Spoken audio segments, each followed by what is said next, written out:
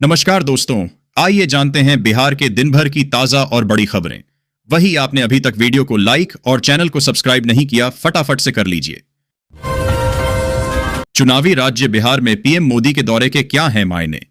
मधुबनी की धरती से देंगे जीत का संदेश। बिहार में इस साल अक्टूबर-नवंबर में होने वाले विधानसभा चुनाव से पहले सभी राजनीतिक पार्टियां चुनावी रणनीति बनाने में जुट गई हैं। बीजेपी और कांग्रेस के कई बड़े नेता लगातार बिहार के दौरे कर रहे हैं। इसी बीच 24 अप्रैल को प्रधानमंत्री नरेंद्र मोदी भी बिहार आ रहे हैं। वे मधुबनी के भौड़ागढ़ी स्थित एयरपोर्ट पर नए टर्मिनल का शिलान्यास करेंगे। इसके साथ ही कई बड़ी योजनाओं की घोषणा करेंगे। लगभग 2 महीने के अंदर पीएम मोदी का यह दूसरा बिहार दौरा है, जिसके कई मायने निकाले जा रहे हैं। कुख्यात डकैत भीम महतो सहित 5 बदमाशों को पुलिस ने दबोचा। हथियार के साथ 55 कारतूस बरामद। नवादा पुलिस को बड़ी सफलता मिली है, जिसमें हथियारों से लैस 5 अपराधियों को गिरफ्तार किया गया है। इनमें भीम महतो नामक एक कुख्यात डकैत भी शामिल है, जिस पर 50,000 का इनाम था। पुलिस ने इनके पास से राइफल, पिस्टल और कई कारतूस बरामद किए हैं। ये बदमाश जमीन के कारोबार से भी जुड़े हुए थे और डकैती की योजना बना रहे थे। महागठबंधन में शामिल दलों की 17 को पटना में होगी बैठक। सीट शेयरिंग और सीएम फेस पर चर्चा। संभव पटना में 17 अप्रैल को महागठबंधन दलों की महत्वपूर्ण बैठक होने जा रही है, जिसमें राजद, कांग्रेस, भाकपा माले समेत अन्य सहयोगी दलों के नेता शामिल होंगे। इस बैठक में मुख्य रूप से 2025 के बिहार विधानसभा चुनाव के लिए सीट बंटवारे और मुख्यमंत्री पद के चेहरे जैसे महत्वपूर्ण मुद्दों पर चर्चा होने की संभावना है। पटना के बीजेपी कार्यालय में एनडीए नेताओं की बैठक। उधर राजद के दबंग विधायक के घर से भारी कैश बरामद। एसपी भानु प्रताप सिंह के नेतृत्व में करीब 200 पुलिसकर्मियों की टीम ने पटना में राजद के दबंग विधायक रीतलाल यादव के घर छापा मारा। छापेमारी के दौरान 10,50,000 रुपए नकद, 87 लाख रुपए का ब्लैंक चेक, कई व्यक्तियों के जमीन से संबंधित दस्तावेज, walkie talkie set, 6 pen drive और अन्य इलेक्ट्रॉनिक सामग्री बरामद की गई है। एसपी ने जान का खतरा होने के कारण आवेदक का नाम उजागर नहीं किया। उन्होंने बताया, विधायक के खिलाफ रंगदारी मांगने जैसे संगठित अपराध को बढ़ावा देने जैसे गंभीर आरोप लगे हैं। इन आरोपों के मद्देनजर विधायक और उनके सहयोगियों के ठिकानों पर छापेमारी की गई थी। छापेमारी में 10,50,000 रुपए कैश और 77.5 लाख रुपए के ब्लैंक चेक रिकवर किए हैं। अन्य चेक भी हैं जो संदिग्धता की ओर इशारा करते हैं। 17 चेकबुक, 5 स्टैंप, 6 पेन ड्राइव और एक वॉकी टॉकी मिला है। आगे की कार्रवाई की जा रही है। लंबे समय से शिक्षा विभाग के साथ चालाकी कर रहे थे गुरुजी, अब कई शिक्षकों की बढ़ी टेंशन। भागलपुर के मोक्षदा इंटर बालिका विद्यालय की जांच में एक प्राथमिक विद्यालय के शिक्षक के लंबे समय से गायब होने की सूचना मिली है। जिला शिक्षा पदाधिकारी ने गायब शिक्षक की खोजबीन शुरू कर दी है। शिक्षक के मेडिकल लीव पर होने की बात कही जा रही है, लेकिन विभाग में कोई आवेदन नहीं आया है। स्पष्टीकरण के बाद ही आगे की कार्यवाही की जाएगी। आधार कार्ड की तर्ज पर बनेगी किसानों की यूनिक आईडी। एक क्लिक पर मिलेगी पूरी डिटेल। बिहार शरीफ में किसानों के लिए आधार कार्ड की तरह यूनिक किसान आईडी बनना शुरू हो गया है। कृषि योजनाओं का लाभ लेने के लिए यह आईडी अनिवार्य होगी। इस आईडी से किसानों की जमीन, फसल और पशुधन की जानकारी आसानी से मिल सकेगी। पहले दिन 23 किसानों ने रजिस्ट्रेशन कराया। जिला कृषि पदाधिकारी राजीव कुमार ने बताया कि कृषि योजनाओं का लाभ लेने के लिए किसान आईडी होना अनिवार्य होगा। गाड़ी बेचने वाले डीलरों के पास पहुंचा नोटिस, परिवहन विभाग लेगा एक्शन। वजह भी सामने आई। बेतिया में बिना ट्रेड लाइसेंस के वाहनों की बिक्री करने वाले डीलरों पर परिवहन विभाग सख्त हो गया है।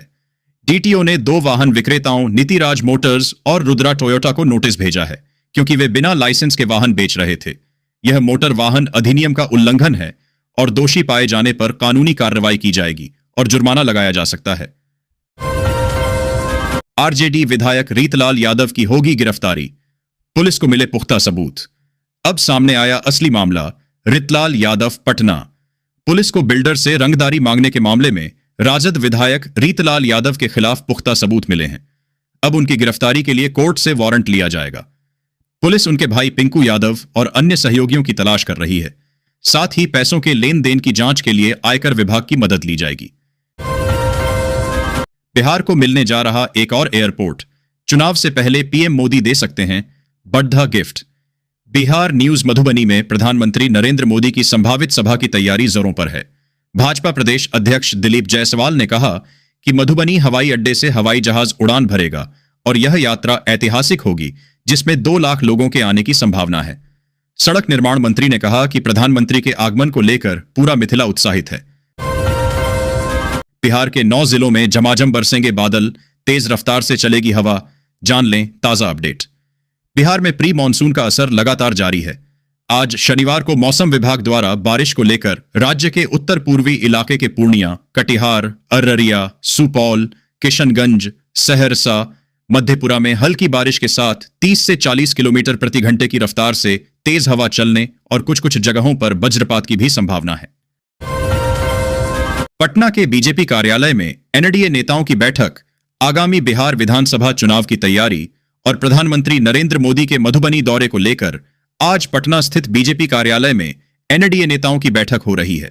इस बैठक में बीजेपी के प्रदेश अध्यक्ष दिलीप जायसवाल, केंद्रीय मंत्री राजीव रंजन उर्फ ललन सिंह, वरिष्ठ नेता सम्राट चौधरी, विजय सिन्हा, संजय झा, राजू तिवारी समेत एनडीए के कई सांसद और विधायक शामिल हैं। बैठक में शामिल होने पहुंचे जेडीयू के कार्यकारी अध्यक्ष संजय झा ने कहा कि नीतीश कुमार के नाम को लेकर कोई कंफ्यूजन नहीं है। वर्ष 2025 का विधानसभा चुनाव नीतीश कुमार के नेतृत्व में लड़डिशा जाएगा।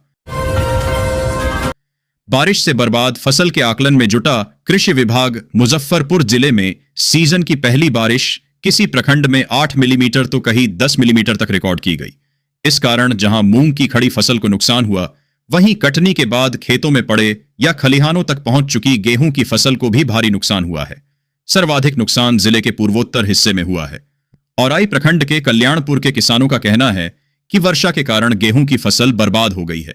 कटनी के बाद खेत में ही गेहूं को छोड़े हुए थे, जो सब बर्बाद हो गया। उन्होंने सरकार से मुआवजे की मांग की है।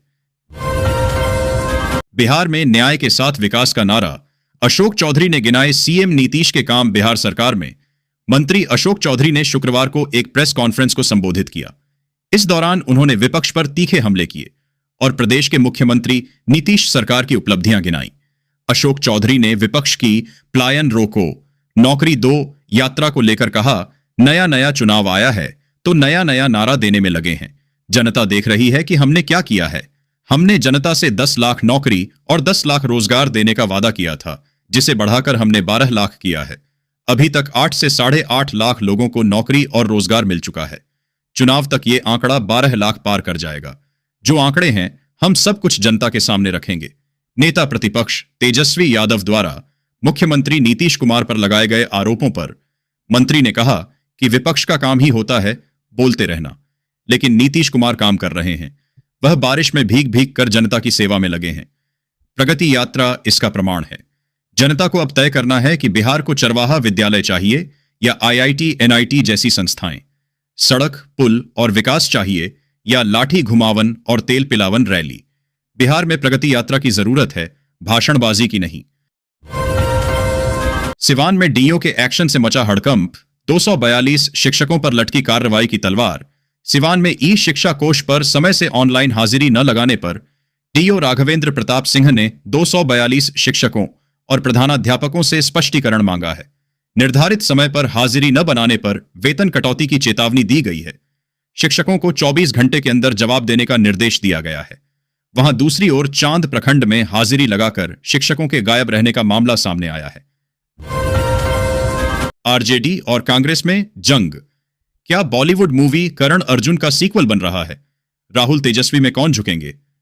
पटना, बिहार विधानसभा चुनाव को लेकर राजनीतिक दलों में जोर आजमाइश चरम पर है।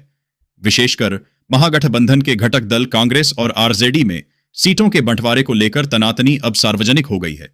दोनों दलों में यह विवाद न केवल राजनीतिक रणनीति का हिस्सा है, बल्कि दोनों दलों की महत्वाकांक्षाओं और नेतृत्व की होड़ को भी उजागर करता है। तेजस्वी यादव और राहुल गांधी के बीच की यह टक्कर बॉलीवुड की ब्लॉकबस्टर मूवी करण अर्जुन की तरह है, जहां दो नायक एक ही लक्ष्य के लिए आमने सामने खड़े होते हैं, लेकिन उनकी राहें अलग हैं। सचिन पायलट के बिहार दौरे ने इस जंग को और हवा दी है, जिससे गठबंधन की एकता पर सवाल खड़े हो गए हैं। पीएम किसान सम्मान निधि के लाभार्थियों की बनेगी फार्मर आईडी, मिलेगा योजनाओं का लाभ। सिवान जिले में किसानों को सरकारी योजनाओं का लाभ पहुंचाने के लिए कृषि विभाग ने फार्मर रजिस्ट्री शुरू की है। पहले चरण में पीएम किसान सम्मान निधि पीएम किसान योजना के लाभार्थियों को फार्मर आईडी मिलेगी जो आधार की तरह होगी। इस आईडी से अन्य योजनाओं का लाभ भी मिलेगा। यह पहल किसानों को भूमि संबंधी समस्याओं के समाधान में मदद करेगी। चुनाव से पहले कन्हैया समेत 40 कांग्रेस नेताओं की बढ़ी टेंशन, एफआईआर दर्ज। बिहार में तेज हुई सियासत, पटना में पलायन, रोको नौकरी दो। पदयात्रा के दौरान कन्हैया कुमार समेत 40 लोगों पर प्राथमिकी दर्ज की गई। एसकेपुरी थाने से सभी को बांड भरने के बाद रिहा कर दिया गया। नगर निगम के रजिस्ट्रार की शिकायत पर यह कार्रवाई हुई। पुलिस के अनुसार धाराएं जमानती होने के कारण सभी को थाने से ही छोड़ दिया गया। केंद्र के खिलाफ नया बिगुल छेड़ने वाली हैं सीएम ममता। इस बड़े अफसर की नियुक्ति का खुद लेंगी फैसला। मंत्रिमंडल ने दी मंजूरी। पश्चिम बंगाल सरकार राज्य के पुलिस महानिदेशक की नियुक्ति के लिए एक चयन समिति गठित करने की योजना बना रही है। नियुक्ति के लिए राज्य सरकार को संघ लोक सेवा आयोग को वरिष्ठ पुलिस अधिकारियों के नामों की सूची भेजनी होगी।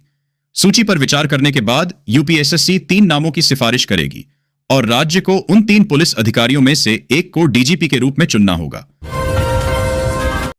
बिहार से शराबबंदी हटाने पर लालू की पार्टी का जवाब। तेजस्वी ने समझाया, शराबखोरी का पूरा गणित जाने नेता प्रतिपक्ष तेजस्वी यादव ने पार्टी कार्यालय में प्रेस वार्ता की।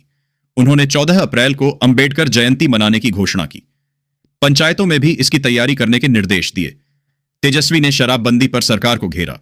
उन्होंने कहा कि सुप्रीम कोर्ट ने भी बिहार पुलिस की शराबबंदी कानून पर टिप्पणी की है। कोर्ट ने कहा है कि पुलिस की वजह से शराब तस्करी हो रही है। तेजस्वी ने बिहार पुलिस और सरकार पर अवैध उगाही और भ्रष्टाचार का आरोप लगाया। उन्होंने कहा कि शराबबंदी के नाम पर 40,000 करोड़ का ब्लैक मार्केट बन चुका है। बिहार का अपना राजस्व भी नहीं है। मुर्शिदाबाद हिंसा में 3 लोगों की मौत, 110 गिरफ्तार। एचसी ने दिए केंद्रीय बल की तैनाती के निर्देश। शुक्रवार को बंगाले के मुस्लिम बहुल मुर्शिदाबाद जिले में वक्फ संशोधन कानून के विरोध के दौरान हिंसा भड़क गई। इस घटना में 3 लोगों की मौत हुई है। पुलिस ने इस प्रकरण में 110 लोगों को गिरफ्तार किया है। शुक्रवार को हिंसा के दौरान पुलिस वैन सहित कई वाहनों में आग लगा दी गई। कलकत्ता हाईकोर्ट ने मुर्शिदाबाद में केंद्रीय बल की तैनाती के निर्देश दिए। जल्द खुलेगा बेतिया राज्य के 200 करोड़ के खजाने का राज। बिहार नहीं, इस राज्य में रखे गए हैं हीरे और जवाहरात। बेतिया, बिहार के बेतिया राज्य की अंतिम महारानी जानकी कुंवर की तिजोरी में 200 करोड़ रुपए से भी अधिक मूल्य के हीरे, सोने के आभूषण और ऐतिहासिक दस्तावेज मौजूद हैं। अब बिहार सरकार ने इस तिजोरी को खोलने के लिए एक विशेष कमेटी का गठन किया है। भोजपुर जिले में लगेंगे 1225 नए उद्योग। इस सेक्टर के लिए सबसे अधिक आवेदन आरा न्यूज। बिहार के भोजपुर जिले में मुख्यमंत्री लघु उद्यमी योजना के तहत वित्तीय वर्ष 2024 से 25 के लिए 1225 बेरोजगार युवाओं को चुना गया है। इन्हें 2 लाख रुपए की आर्थिक मदद मिलेगी ताकि वे अपना रोजगार शुरू कर सकें। रेडीमेड्स, गारमेंट्स और आईटी जैसे क्षेत्रों में सबसे अधिक चयन हुए हैं। यह योजना पलायन रोकने और रोजगार सृजन को बढ़ावा देने में सहायक होगी। हाजीपुर पहुंचे केंद्रीय मंत्री चिराग पासवान ने कर दिया बड़ा ऐलान, बढ़ेंगे रोजगार के अवसर। केंद्रीय खाद्य प्रसंस्करण मंत्री चिराग पासवान ने हाजीपुर के कुतुबपुर में डाकघर का उद्घाटन किया। इस दौरान उन्होंने हाजीपुर में राष्ट्रीय खाद्य प्रौद्योगिकी उद्यमिता और प्रबंधन संस्थान निफ्टम की स्थापना करने का भी ऐलान किया। इससे रोजगार के अवसर बढ़ेंगे। चिराग ने कहा कि उन्होंने हाजीपुर की जनता से जो वादे किए हैं उन्हें वे 5 साल से भी कम समय में पूरा करेंगे। पलायन का दर्द झेला, गांव लौटकर बने सफल कारोबारी। आप भी कर सकते हैं ऐसा। आरा के चंदन कुमार ने मुख्यमंत्री उद्यमी योजना से आरंड लेकर मसाला का व्यवसाय शुरू किया। आईटीआई की पढ़ाई करने के बाद उन्होंने पलायन का सामना किया, लेकिन सरकारी सहायता से मीरा मसाला नामक अपना उद्योग स्थापित किया। आज चंदन न केवल आत्मनिर्भर हैं, बल्कि 1.5 दर्जन लोगों को रोजगार भी दे रहे हैं और भोजपुर और बक्सर क्षेत्र में उनके मसालों की मांग बढ़ रही है। युवाओं के लिए खुशखबरी, बीपीएसएससी ने निकाली एक और भर्ती। ग्रेजुएट करें, अप्लाई। बिहार कर्मचारी चयन आयोग बीपीएसएससी ने अवर सांख्यिकी पदाधिकारी और प्रखंड सांख्यिकी पदाधिकारी के पदों पर भर्ती के लिए आवेदन आमंत्रित किए हैं। इच्छुक उम्मीदवार 19 अप्रैल तक ऑनलाइन आवेदन कर सकते हैं। इस भर्ती के माध्यम से कुल 682 पदों को भरा जाएगा, जिसमें से 231 पद महिलाओं के लिए आरक्षित हैं। आवेदन करने के लिए उम्मीदवारों को अर्थशास्त्र, गणित या सांख्यिकी में स्नातक होना चाहिए। पीएम आवास योजना में अवैध वसूली का वीडियो वायरल, आवास सहायक को गरीब महिला ने कर्ज लेकर दी रिश्वत। जमुई जिले के सोनू प्रखंड के नया डीह पंचायत में एक बार फिर पीएम आवास योजना में भ्रष्टाचार का मामला सामने आया है। इस बार आवास सहायक सच्चिदानंद कुमार वर्मा का एक वीडियो वायरल हो रहा है, जिसमें वे योजना में नाम जोड़ने के नाम पर एक महिला से अवैध रूप से पैसा लेते नजर आ रहे हैं। वायरल वीडियो में दिखाई दे रही महिला की पहचान नया डीह गांव वार्ड नंबर 6 की निवासी बेबी देवी के रूप में हुई है। बेबी देवी ने बताया कि उन्होंने पीएम आवास योजना का लाभ लेने के लिए आवेदन किया था, क्योंकि उनका घर मिट्टी का है और वे पक्के मकान का सपना देख रही थीं। आवेदन की जांच के दौरान आवास सहायक उनके घर पहुंचे और नाम जोड़ने के बदले 500 रुपये की मांग की। बेबी देवी ने बताया कि उनके पास पैसे नहीं थे, इसलिए उन्होंने दूसरों से कर्ज लेकर यह राशि दी। उन्होंने यह भी कहा कि वार्ड सदस्य शिला देवी के पति अशोक यादव ने ही उन्हें पैसे देने के लिए कहा था। गौरतलब है कि इससे पहले भी सोनू प्रखंड के ही एक अन्य आवास सहायक गुंजन कुमार गुंजन का इसी तरह का वीडियो वायरल हुआ था, जिसके बाद डीएम अभिलाषा शर्मा ने उन्हें तत्काल प्रभाव से बर्खास्त कर दिया था। बावजूद इसके प्रखंड में भ्रष्टाचार की घटनाएं थमने का नाम नहीं ले रही हैं। डीएम अभिलाषा शर्मा ने पहले ही सख्त निर्देश दिए हैं कि पीएम आवास योजना में कोई भी कर्मचारी लाभुकों से अवैध वसूली करते पकड़ा गया तो उस पर कड़ी कार्रवाई की जाएगी।